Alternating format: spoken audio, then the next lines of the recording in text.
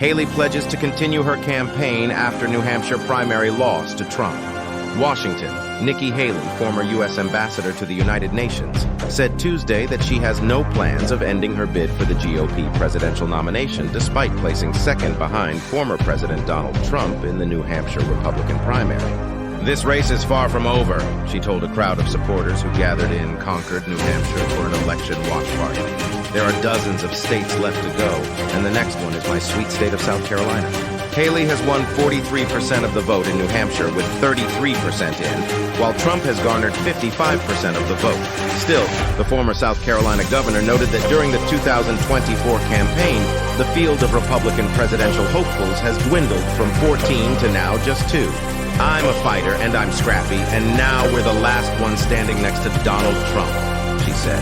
CBS News projects that Trump will win the New Hampshire primary, a victory that cements his status as the clear frontrunner for the GOP presidential nomination.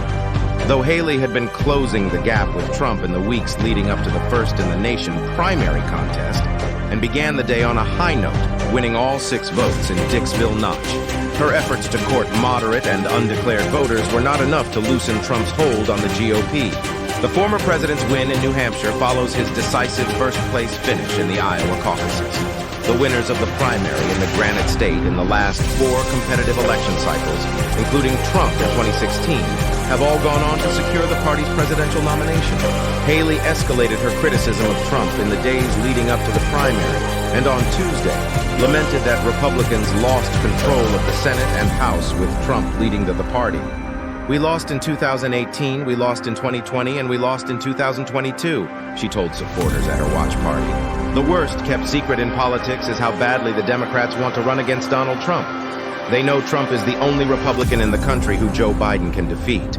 Haley has sought to position herself as an alternative to Trump, who agrees with his policies but does not come with the negativity and chaos she says follow him.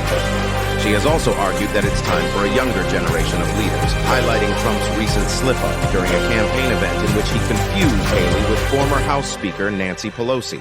"The first party to retire its 80-year-old candidate is going to be the party that wins the election," Haley said. "President Biden is 81 years old, and Trump is 77.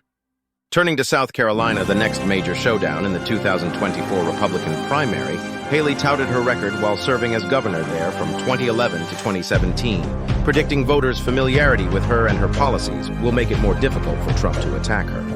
The state's conservative primary electorate, however, is expected to be highly favorable to Trump. "South Carolina voters don't want a coronation," Haley said. "They want an election, and we're going to give them one because we're just getting started." Haley noted that millions of voters across the country still have to cast their ballots and said, "We should honor them and allow them to vote. Our fight is not over because we have a country to save," she said.